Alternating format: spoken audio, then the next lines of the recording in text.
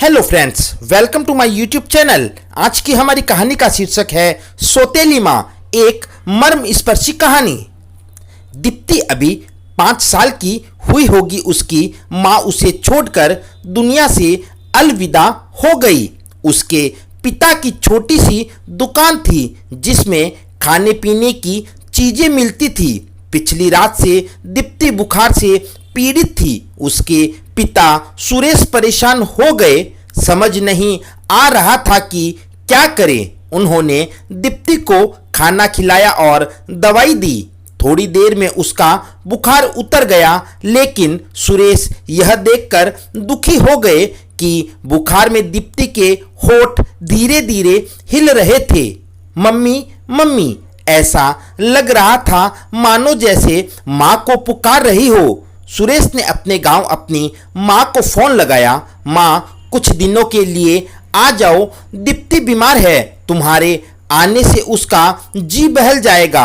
हाँ बेटा, आ जाऊंगी, लेकिन तुम्हारे बापूजी को कौन देखेगा? नहीं माँ, बापूजी के साथ आना।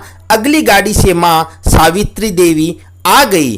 दादा दादी को देखकर दीप्ति बहुत खुश हुई। आज बहुत दिनों बाद दाल चावल खाए उसने। माँ ने कहा, जानते हो, गौरी को ससुराल वालों ने दहेज के कारण छोड़ दिया है। बेचारी अकेली है। पिता जब तक जिंदा है बैठी है तब तक पीहर में। भाई भाभी का तो पूछो ही मत। बेटा, क्यों ना तुम दोनों एक दूसरे का सहारा बन जाते हो? माँ ने इशारे में उससे पूछा था।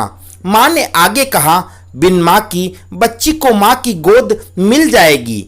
आज पहली बार सुरेश कुछ बोल नहीं पाया। आप लोग जैसा ठीक समझे कहकर चला गया। सावित्री देवी ने मंदिर में दोनों की शादी करवा दी। गौरी सचमुच दीप्ति को बहुत प्यार करती थी। दीप्ति भी अपनी मम्मी को भूलने लगी। एक दिन गौरी से मिलने के लिए पड़ोस वाली आंटी ममता आई। उन्होंने गौरी को देखकर कहा, तुमने तो घर का नक्शा ही बदल दिया। मैं आपके लिए चाय लाती हूँ आंटी, दीप्ति ने कहा।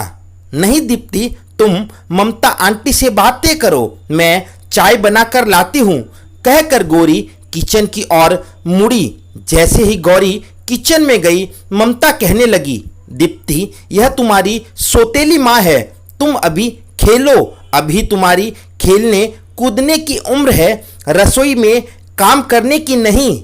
सगी माँ होती तो बेचारी से काम थोड़ी कराती रसोई में।